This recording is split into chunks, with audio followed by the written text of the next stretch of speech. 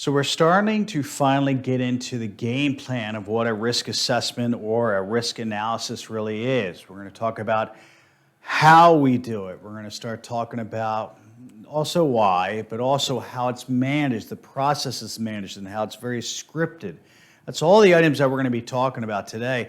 There's not a lot of real technical terms that we're going to go over today. We're basically going to go over, as we're performing, we're identifying the most serious, and I put there because, again, this is a brainstorming process at the beginning, so you might get some lower ones, lower risks.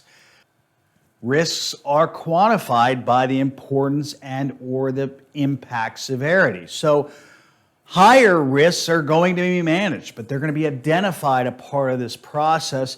And then lower priority risks are just going to be accepted, and it's really not worth managing, or maybe it's not worth it yet, but it's still important to document that because in a nutshell, this is a safeguard for your overall organization, and you're going to get feedback from the uppers on which ones to really tackle and not tackle. So when I put the there, the low risk should be there as well because, hey, maybe it's low risk now, or it was deemed low risk, and it turned out something later, but so that's why you want to do that in a safeguard. So the safeguard is really doing just that. It's not a spectacular word here, but a safeguard is just making sure that your organization maintains profitability and stability is maintained even when through attacks or vulnerabilities are exploited.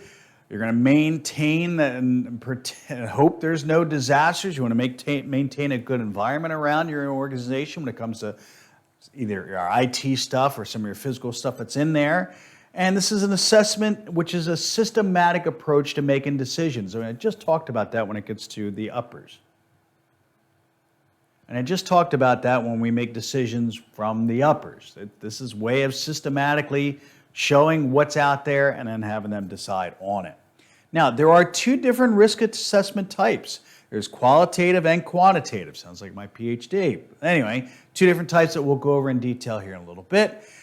When to perform the risk assessment is now. It's a continuous experience and self-assessment of the organization. Things change all the time.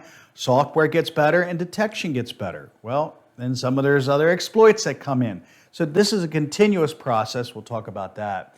And then there's a difference between risk assessment and risk management. Risk assessment is that for the moment, what controls can we do to reduce the risk?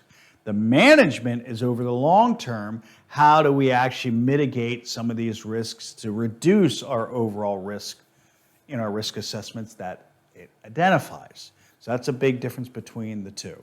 But so far, this is our introduction. We'll get into a lot more details. Even though this is already pretty detailed, we'll get into a lot more details here in a minute.